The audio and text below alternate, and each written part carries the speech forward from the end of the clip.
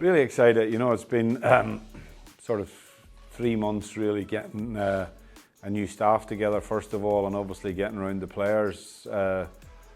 There's a mix of players, some new players around that have come through in the period that I've been away, which is natural. I knew them when they were very young players, and it's nice to see their careers progressing and they're at this stage.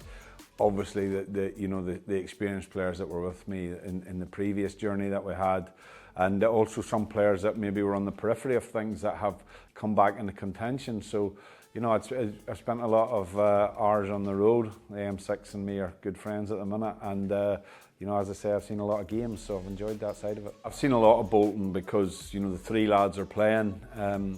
I knew Connor Bradley from when he was in our system at 15, 16. So I've always kept an eye on Connor's progress. So where he's at this minute doesn't surprise me, and he's a young player having a very, very good season, and you know, obviously building his reputation in the game in England, which is building, I think, game by game.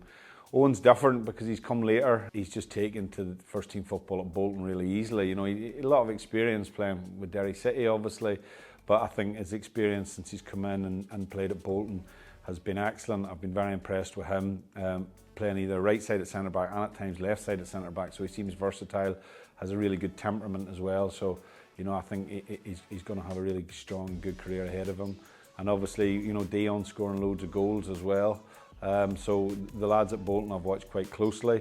And with young Isaac, I remember him playing actually for us when he was 14, 15 with Shea Charles and in a Club NI game at the time. So he's a player that I went to see last Thursday. He played for Everton in the Under-21 Premier League Cup, which is against PSV, and I just thought his performance was excellent. You know, whilst Everton didn't win the game, I thought he was the standout player for them in the game, and I know how highly they think of him there. And I just think it's time to get, you know, the likes of that type of young player. Whilst he hasn't clocked up many minutes at first team level, it's very difficult for a young player to break into any Premier League side, but particularly when you're at a club like Everton, who are, you know, obviously in a difficult situation this year.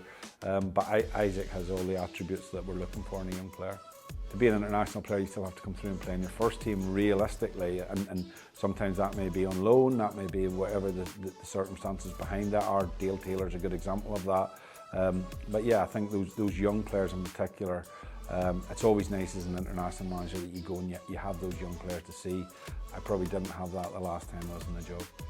Yeah, both. Well, Cameron was in our 21s, Cameron McGeehan, and he sort of drifted away a little bit for it. He wanted to focus on his club career, which I think is natural. And I've followed Cameron's career. You know, he's actually, you know, this is his, I think, his third season now in Belgium. And I think, you know, he's at a stage in his career where international football is going to be very important for him going forward. And Sean Goss is another player that I spoke to a number of years ago, but I've watched him quite recently for Motherwell, and Jimmy's watched him quite a bit. Stephen Frail has actually, who previously worked with us here at the IFA, is now the assistant manager at Motherwell. So, you know, we've got a lot of information in Sean, and the important thing for me is he's very keen to get involved. And again, you know, international football comes at a good time in his career. I think the Finland game will be great, but we have to take care of the first game, and the first game is never easy in the campaign. You know, we haven't had time with this group of players. We'll have to, you know, we'll have 2 or 3 days preparation maximum, and we have to try and get consistencies into how we need to play, and that's what, you know, a lot of work will be done in the opening 2 or 3 days on the grass, in the analysis room, and as I say, hopefully we find the right system for this group of players. But I always think the San Marino game, people can take that for granted, but you still have to go and win, and we obviously, we did that before, but it wasn't straightforward. We were 0-0 at half-time in a very important game in the qualification for 2018. But I think it helps us, the fact that we've been there and played, and a number of the players played on that night as well. So yeah, we've got to focus on the first game, and when we're here, the second game will take care of itself.